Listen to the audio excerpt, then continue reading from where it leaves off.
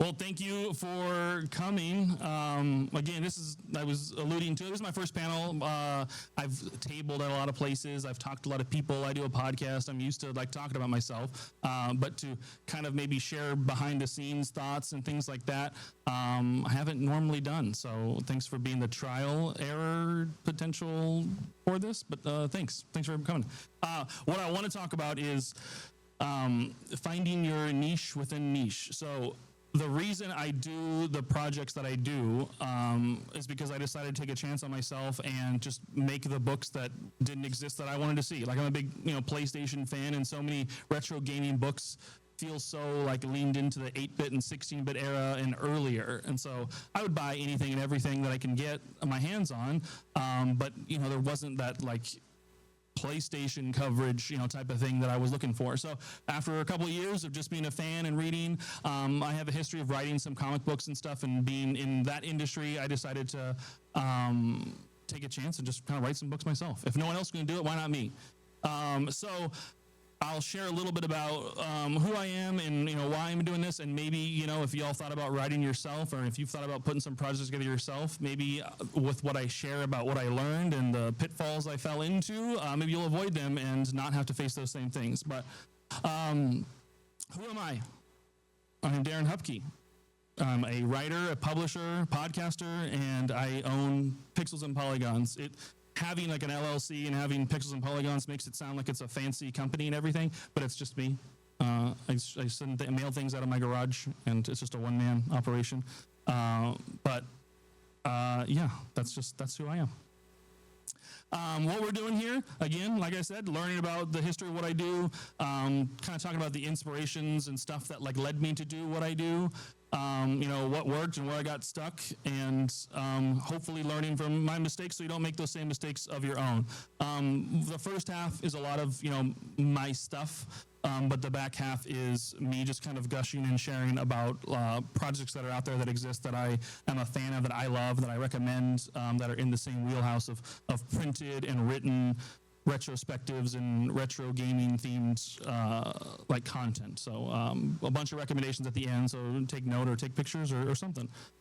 I started with that camouflage joke and I almost lost you, but I started with some comedy again because I really thought I needed to break the ice. So niche, the Merriam-Webster's definition of niche is a recess in a wall, especially for a statue, or something such as a sheltered private space that resembles a recess in a wall. That obviously is not the niche I'm asking you to find when you find your niche within a niche. I regret this bit of the comedy. I think I should have just had the camouflage joke. Again, I'm running this through. If I do another panel, if I'm invited, I won't do this. But a niche is a place, status, or activity for which a person or thing is best fitted. So, I found my niche within, the retro gaming world. And I hopefully, y'all, if you're looking to do it on yourself, I'll show you how incredibly hard and not hard at the same time that it is. So I do a lot of these books. I've got 4 volumes of 32-bit library out there. Again, I talked about it with the PlayStation generation. That was the thing I saved my money for. The family had a 2600. The family had an NES. The family had a Sega Genesis. All decisions that were made not by asking me. Those were just acquired goods. But reading magazines and being a fan of games, the PlayStation was on its way, and was like, hey, parents, this is what I want. I was saving my money for it. That's the system I picked. And so being a big, heavy PlayStation fan, that's where my first books were kind of leaning in towards. So I started by doing just different chunks of publishers. The first volume, that's in the picture, is volume 1. It's every game Capcom put out on the original PlayStation. So good or bad, Fox Hunt, One Piece Mansion, they're in there, as well as Street Fighter Alpha 3, Resident Evil 2, the big stuff. Little stuff, big stuff, all of it. Retro Game Zine is a project I started this year to honestly be a project between projects. The big books I do take a while to make. I research, I write, I do all this stuff in design.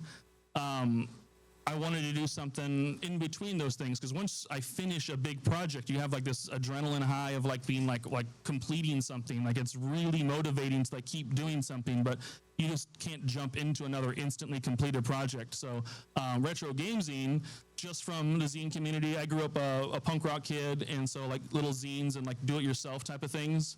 That was just in that world that I lived in. So I figured, why not I'll pick a random retro game. The issue will be just about that game, one and done, some essays, some release date history, but also like personal stories and personal contributions and stuff from some guest writers. So issue 8 is my newest one. Mike Drucker, he's a comedian and a writer. He just recently had a book come out, Good Game, No Rematch, fantastic book. If you haven't read that, it's out there and it's worth your money. He contributed this really rad article here about the Worlds of Power NES novelization of Blaster Master and his ties to it and everything. So there's something for everybody in those zines if you like the game. If you've never heard of the game, there should be enough to give you a little history on it and find something to enjoy, hopefully. But maybe you just don't buy that issue. Maybe you buy the issue of the games you know. I don't know. I'm a good businessman.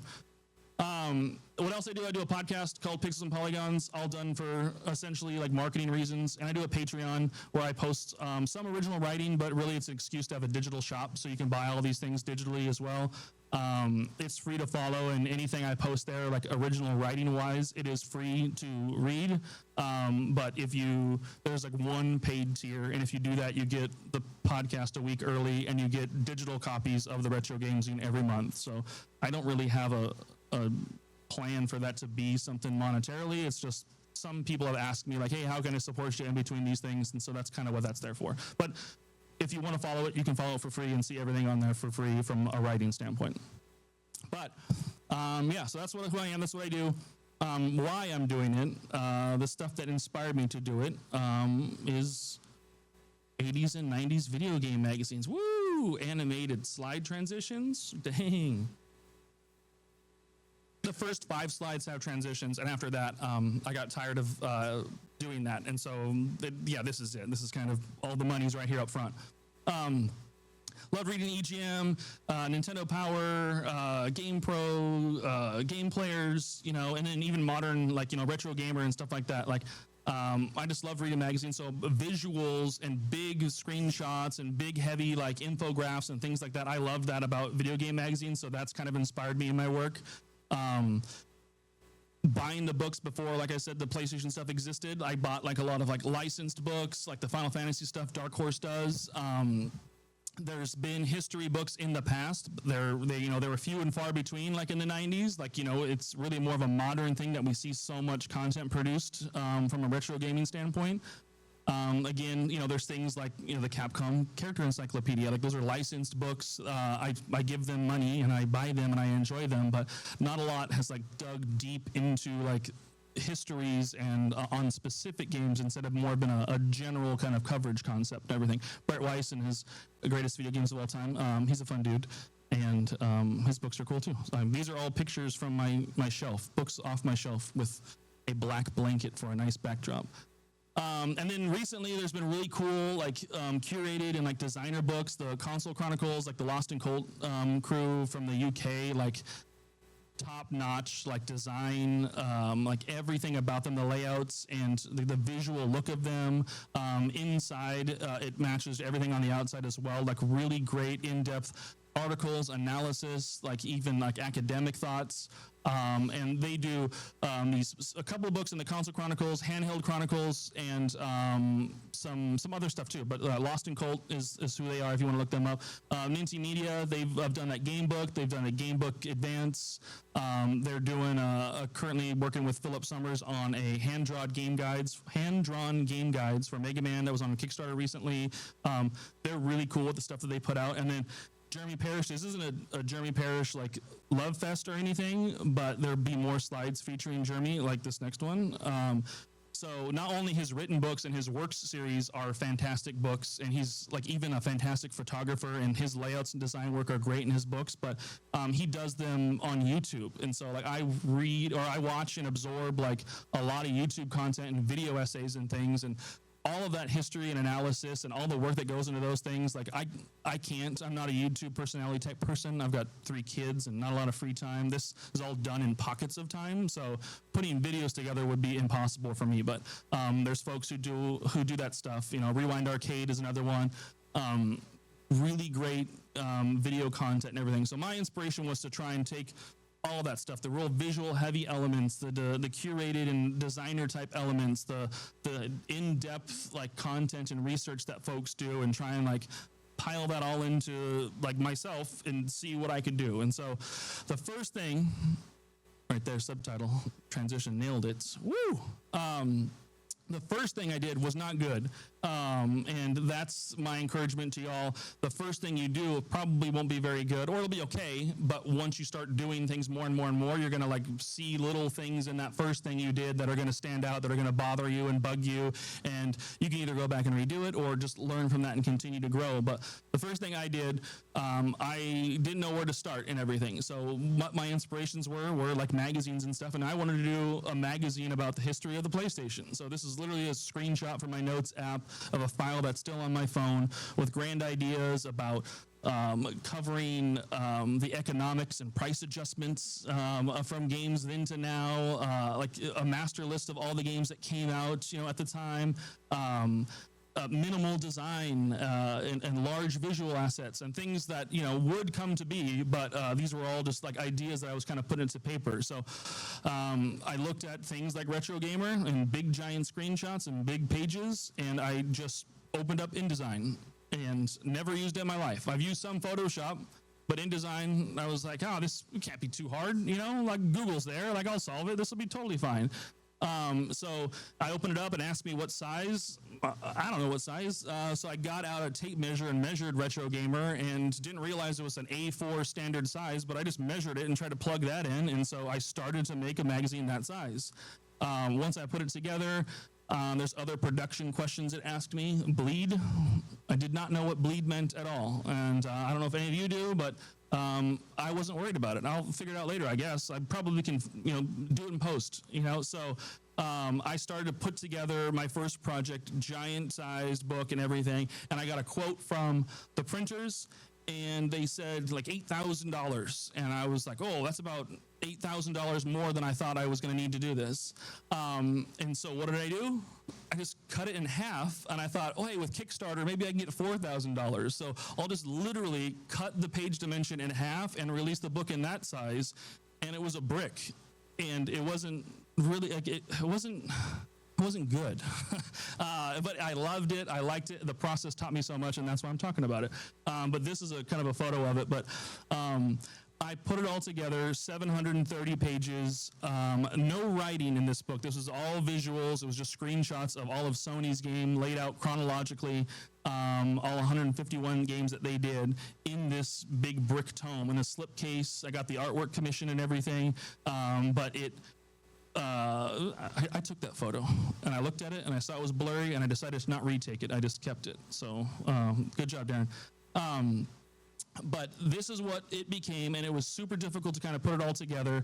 The idea of bleed. So bleed is the measurements beyond the page parameters that you need, and a printer, when they're cutting paper, is not precise and to the exact point on the paper it needs to cut. There's going to be a millimeters of runoff and all that stuff. And so if you want an image to be all over that entire page and extend beyond the page, that image in your file needs to go beyond that into that bleed area. So when I sent the printer all 730 pages done and ready to go, hey, you guys, you can print this, here's my money, take it. They're like, hey, send me your document with bleed.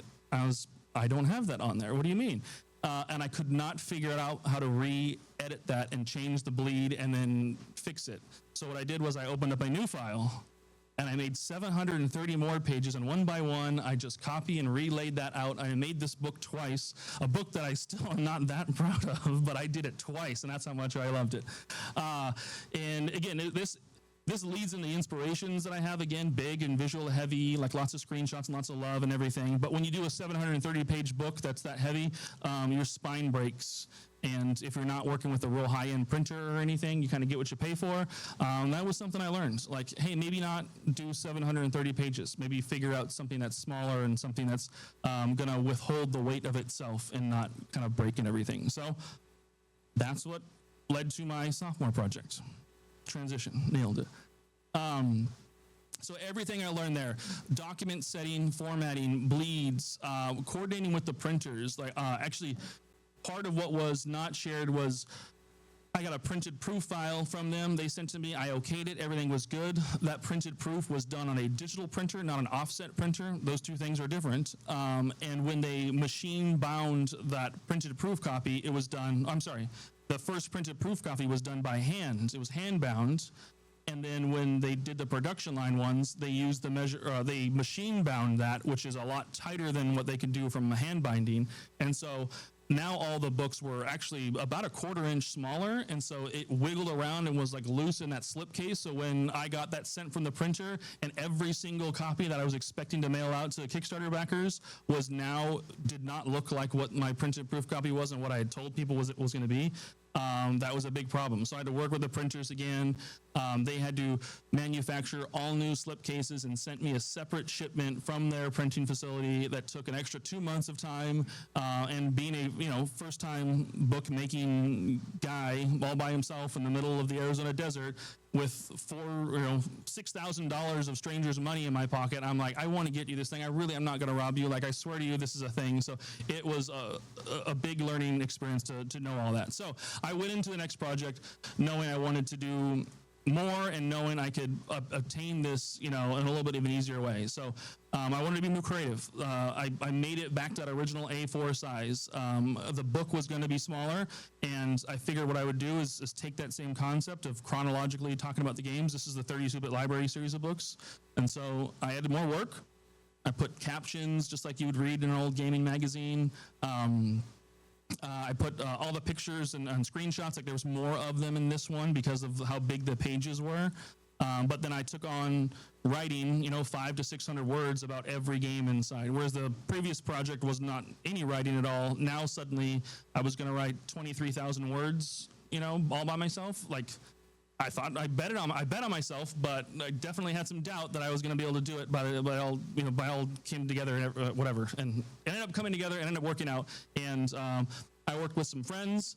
I say friends, but I mean absolute total strangers. So John Linneman, he's a member of Digital Foundry. He does DF Retro on YouTube as well. Real rad dude. I love his YouTube content, and so I sent him a message on Discord because everybody loves unsolicited messages on social media and things. And I said, hey, I'm a fan of your stuff. You do a lot of technology-based content about games and everything. I'm putting this book together. Would you want to contribute? And so we worked out a deal, and he wrote this really cool essay in my first book, or my first big book like this, about the translation from the arcade to the PlayStation hardware and how Capcom did that. And so he sent me a cool essay. And then he even wrote about 2 of the games himself, so that took some off my list. From there, I worked with this guy, Jason Dvorak. He runs a website called Game Rave TV, and he's a big PlayStation collector. I used his website a lot for a lot of data on the games, like the SLUS and SCUS numbers, the release dates, and things like that. I cross-referenced with his website a lot, and I figured if I'm stealing his content and, doing all this stuff with it, I should at least give him a chance to be a part of it. And so he contributed some articles to it. So that Kurt Collada from Hardcore Gaming, and he's written a bunch of books, and I had no reason and no clout at all to reach out to him as well, but I just sent him an email, and he was very nice, and he responded back to me, and he contributed a bunch of import coverage in there as well. So working with a team of folks, suddenly it made me more confident to do it, and I finished the books, and I completed it. And once one book was done, 3 more books followed. I dealt with the headaches of the printers. I learned to know my tools and know everything that I was working on. I knew from just connections previously what to expect and what pitfalls to avoid already. So from all the nightmare that first project was, it just built so much momentum for me to do 4 separate volumes of these massive A4 size books with all the little design touches, slip cases, hardcovers, all of that. And so internally, like doing more design work, doing more visuals.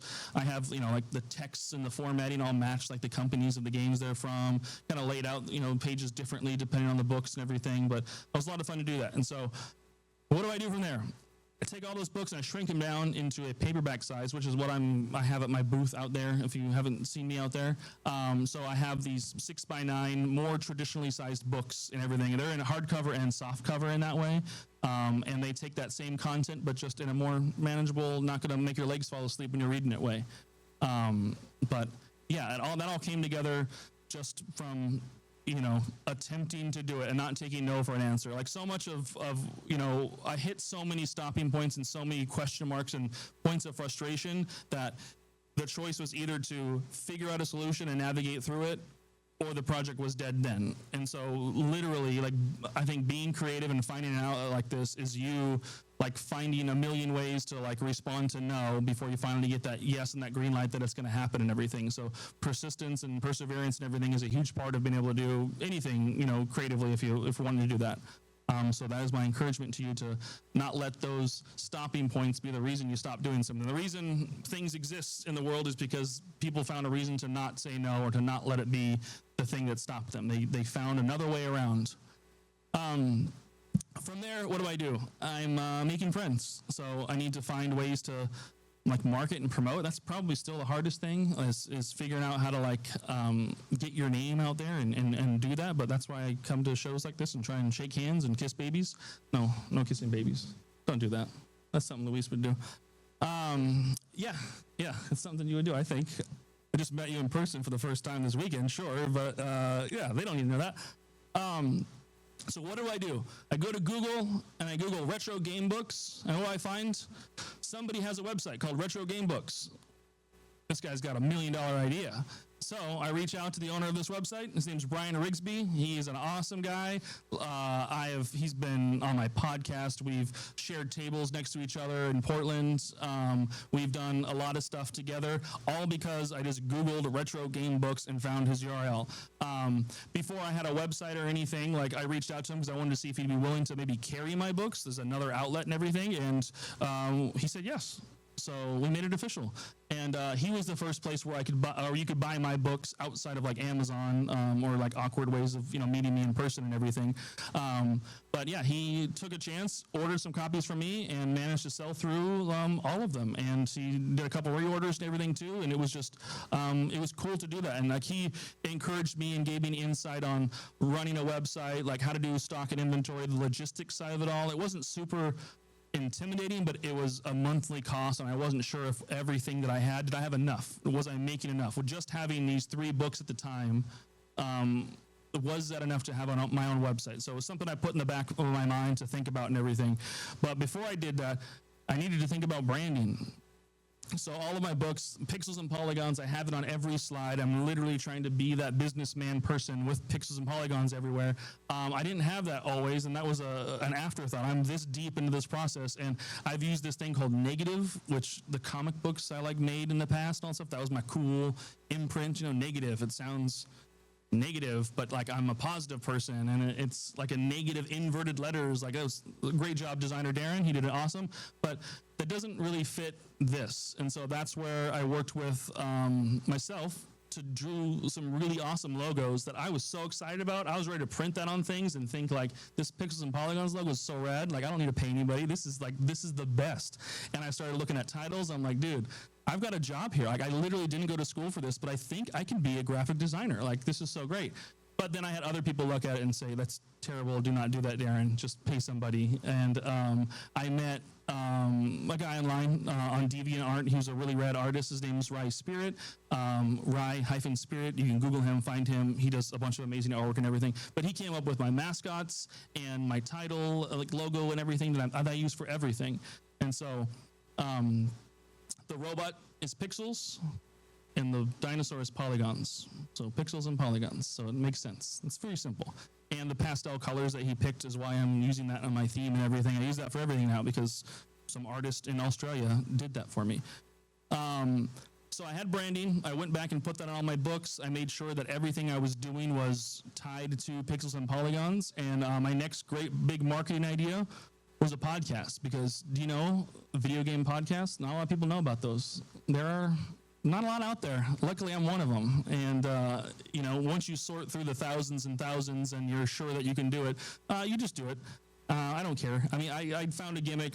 I ask my guest one question, and we answer that one question, and it's like a 20-minute episode. And it's, I know that I'm not the first choice for you to listen to in your video game podcast, but if you're on a drive and a big episode ends and you've got 10 or 15 minutes, you can easily listen to one of my episodes before you get to your destination. So I'm the second choice. And that's my gimmick, and that's my mindset there. So I did that, but doing that helped me meet like a lot of friends. I'm wearing this Flashback 64 T-shirt.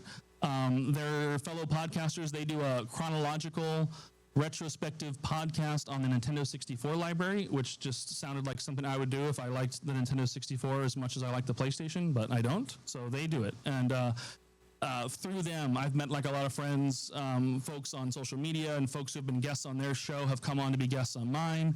And so all of that, I can use the podcast to like talk about, my books, talk about my projects and all that stuff, but also meet people and get their advice. And some of them are writers and creators and all that stuff as well too. And they've contributed to some of my newer projects that I'll share a little bit later. But just talking to people about video games is fun, but also it is networking, and that is part of marketing, and that is part of exposing yourself to things. Like, I'm not that good at it, but I just forced myself to do it, and I'm very thankful that I did. I met some great folks. And so I took my branding, I took my ability to promote myself and market it and everything, and I finally did the website thing. So you can buy all my books and do everything and find everything on pixelsandpolygons.net. So that exists. So thanks to Brian and Retro Game Books, thanks to everybody who's kind of helped me along the way, now I'm finally feeling like I'm on my own 2 feet at this point in the world, which is great.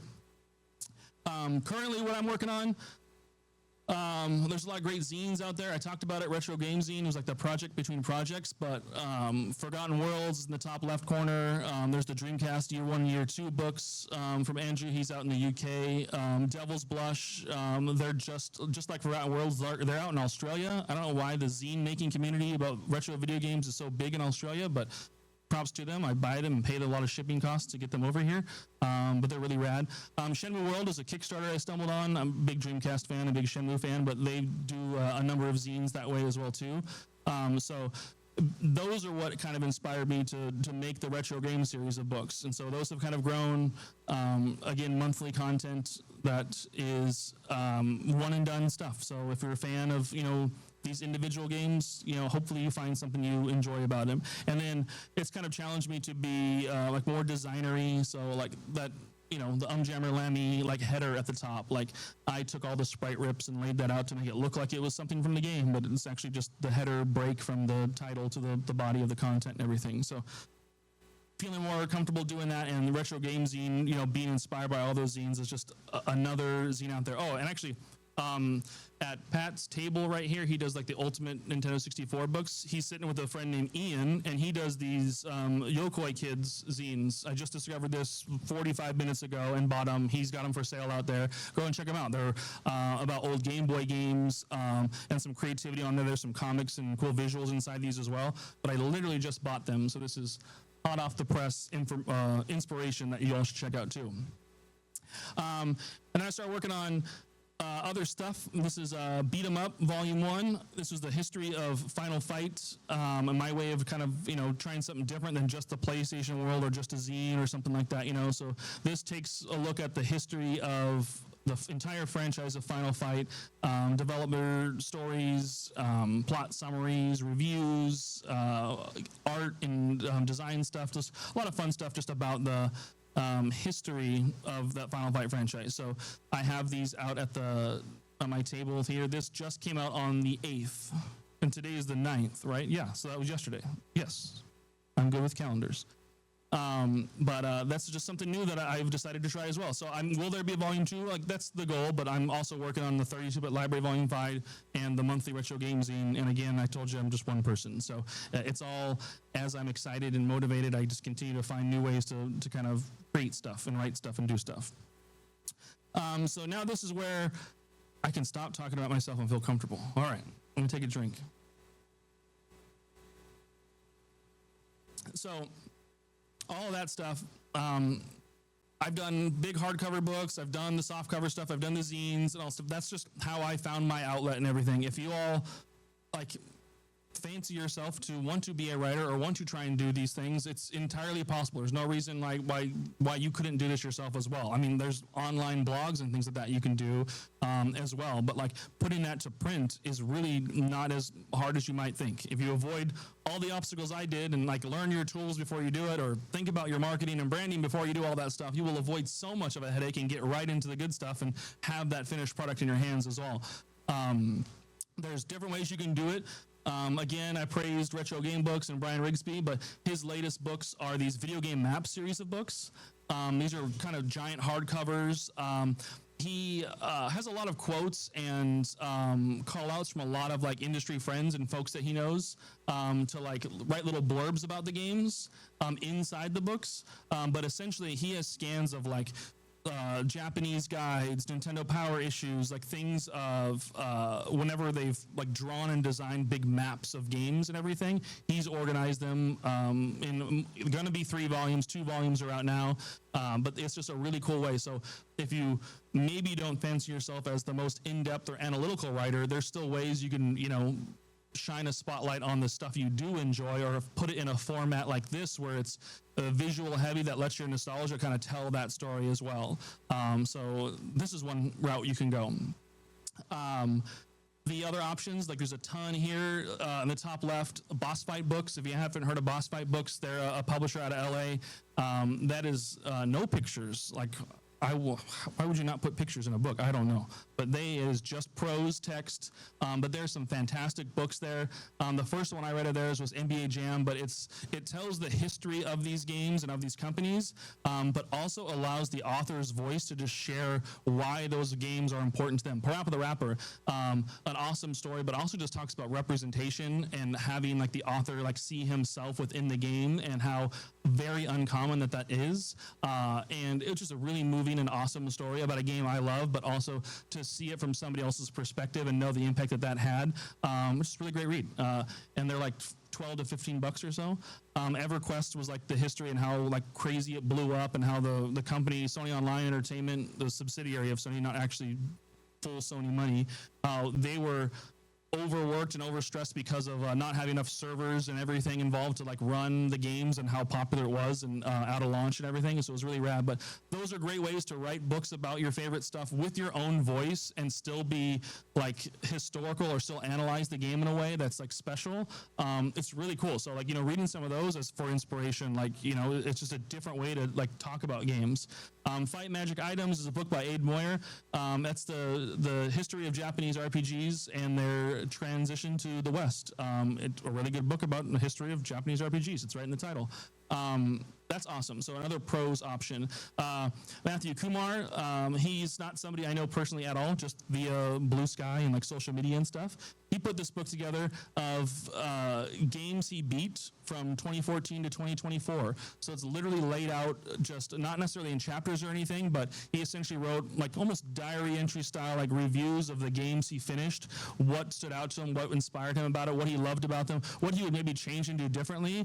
But he collected his writings over a decade and put that out in a book. And it was just super engaging to like think about how this person's perspective grew and changed, and you can see that and read that in the writing and everything. Stuart, he's here as well. He's part of the Retronauts crew. This is through Press Run, but all games are good.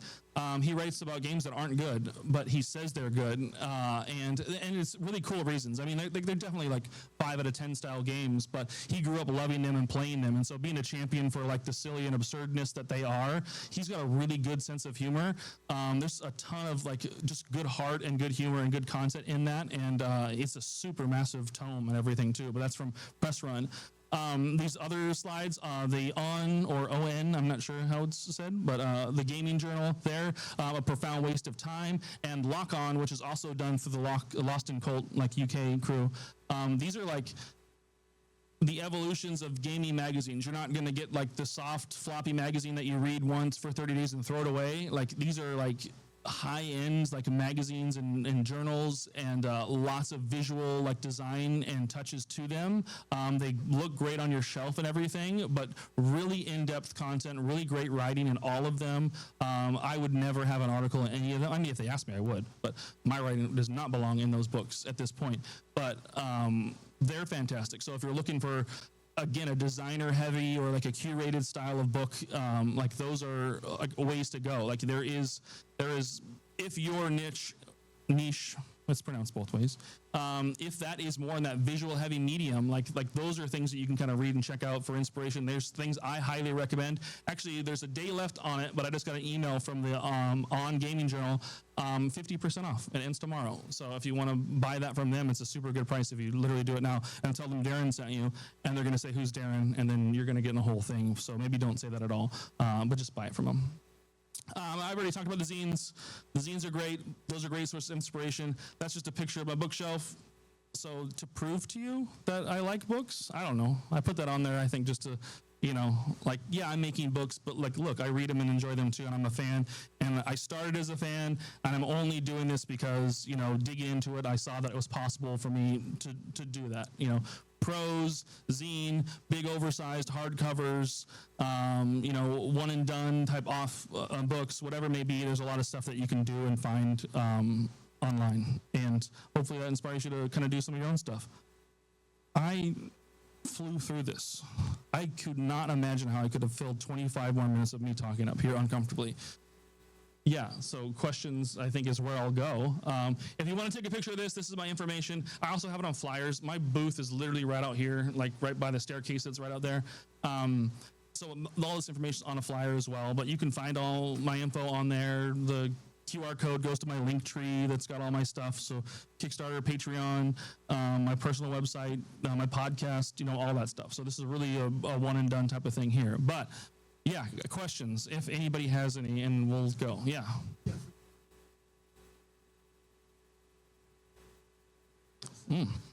Yeah, did I have an audience for it, was the question.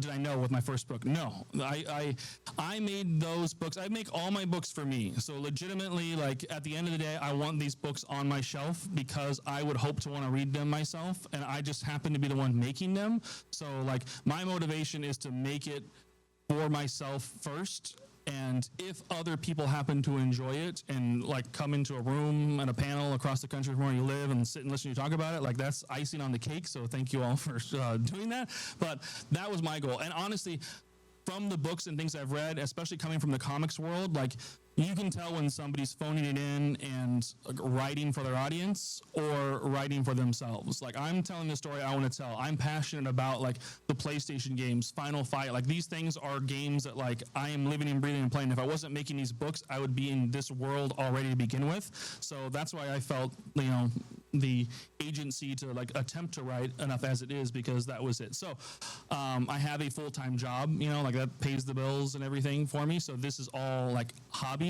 So whatever it turns into, like I was willing to sell 0 copies, have the copy on my shelf, and figure out how to make the next thing.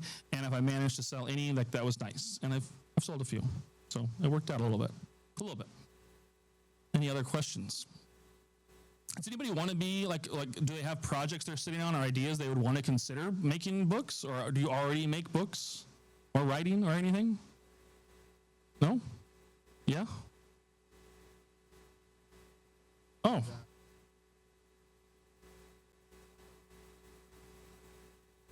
Okay, that's... No, that's cool. I mean, scripts for YouTube, I mean, essentially, like a really good script, you could probably turn into a written book and a secondary project as well, too, if you really wanted to. But, yeah. Yeah, those are books. Yeah. Yeah, that's cool. But, yeah. Oh, question or... No AI. AI sucks. Don't do it.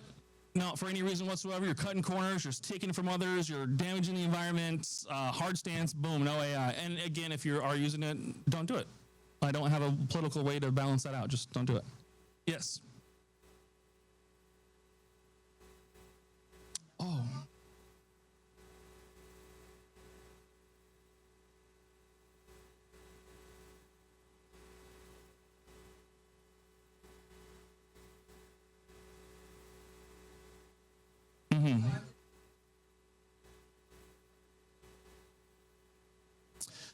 Yeah, either self-publishing or doing it yourself, and just making sure, like, there's laws, fair use laws and things like that that allow you to reinterpret and do work, and that's totally legal for you to do. But if you're looking for like licenses and partnerships, I've heard Sega is one of the more difficult to get, not because they're tough people or anything, but just the way that they work. They don't license their stuff like very much.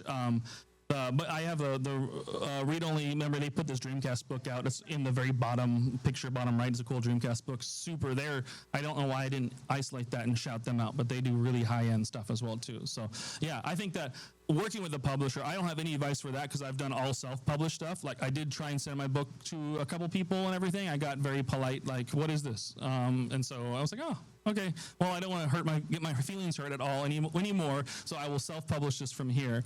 But they're like, a lot of those folks, you know, like the books and projects and all that stuff, like, well, you could either submit articles and work with them to do that, but even for your own things, they have options where they can, like, you know, take on pitches and consider for publication as well too. So there's a whole avenue out there where you don't have to worry about any of the branding and marketing and all that type of stuff, and get a book project together with them. So I don't have advice on how to do that. I guess keep pushing that boulder up the hill and see what you can do. But yeah, yeah. Cool. Any other questions? Any other thoughts? How did you come into this room? Yeah. Yeah.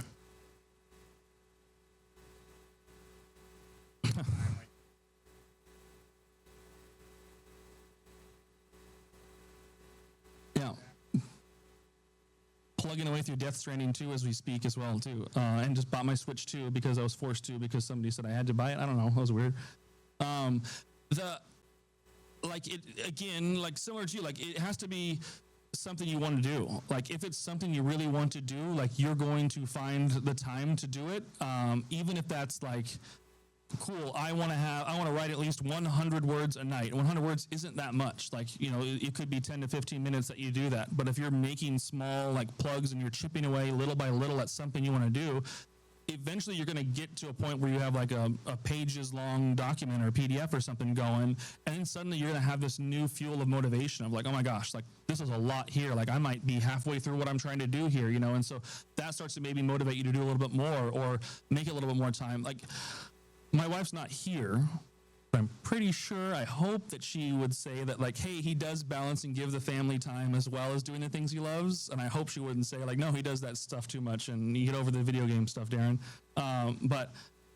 Yeah, like it's literally sometimes there's days where I won't get to do I won't be able to actually play a video game or have like fun time, quote unquote fun time, but making these projects, I've gotten to the point, you know, when you get to that point where you're having fun making them, like that's worth it. So like, even if it's cool, I got an hour today, I'll have 2 hours on Tuesday, and then my day off on Saturday, like I'll spend an afternoon on that as well. But then in the morning, go to the softball game, and in the afternoon after, go to the volleyball game, and then go to the grocery store with my wife, and then fold laundry while watching Naked and Afraid. Like you can balance. It's a good show. It's a good show. It is tough. Like it is spinning a lot of plates, but I think the biggest thing is getting that personal motivation built up enough to like want to do it. It is tough to start. Like the very first slide where I shared, or not first slide, but when I shared my note file, like this garbage noise, like I had no motivation to continue building from there. Like it was tough to like, where do I even begin? Where do I even start? I think honestly, like seeing the formats and like seeing other things exist, whether that was like the zines or small books and all that stuff, like I was like, you know what, I can do a 40-page thing, or I can do that. So I like tried to start smaller, tried to start envisioning what the full project will look like, so I can start chipping away at that and not just have like a blank canvas. I think staring at a blank canvas of like, I don't know what this project's going to be, but let me just start with this now. If you don't know what that end's going to look like, it would be very tough probably to stay motivated to do that. So maybe instead of doing a bigger thing, you start with, you know, a little zine or a little one-off thing, or like a one-shot like discussion on like a topic or a portion of what you want to cover, like big scale. And if you see that through and you complete that and you know that you've got the need to do that, then maybe that's the motivation that helps you do the bigger project and kind of scale up and kind of grow from there. If that answers that question at all. Anyway, any other questions or anything? Yeah.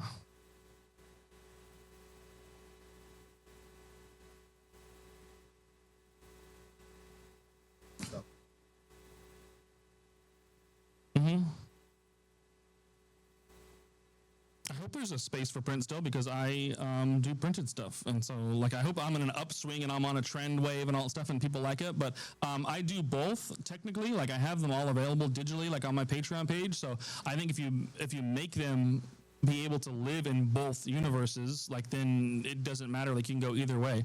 I think that again with those like designer books, the Lost in Cult stuff, on the read-only memory stuff, like they do like really cool designer curated like projects. Like I don't think that's ever going to go away at all. Would there be like monthly magazines with like full hired staffs and funding to be able to publish those things? Like I don't know that that's going to be a world we come back to, unfortunately, you know, unless you get weird private funding like Game Informer has, which I'm glad they have, but like that seems like that would be very stressful. But if you found ways to do that independently through like those curated type of publishers or whatever it may be, like I think there's always going to be a market for that. I mean, those pictures of my shelves, like I'll buy it. So if you guys make books like that, give me your information, your card. I will likely be interested to check it out and then probably buy it. So you have at least one buyer right here. Any other questions or thoughts or anything? Okay. Well, yeah. I mean, we're gonna be done early, and we'll call it nerves that I talked fast. Hopefully I didn't talk too fast. Hopefully it was worth it for you to spend 45 minutes with me in this room. I thank you for doing that. I've not done this before, and I hope to do it again, and I won't open with jokes, and I learned from this, so my next project will be even better. But thank you all. Appreciate you. Again, if you want to chat more, I'm going to be here outside. Yeah, thank you. Yes. Oh, applause. Don't do that. Way to make me feel awkward. But I'm at the table right outside. Come by and say hi anytime if you have questions.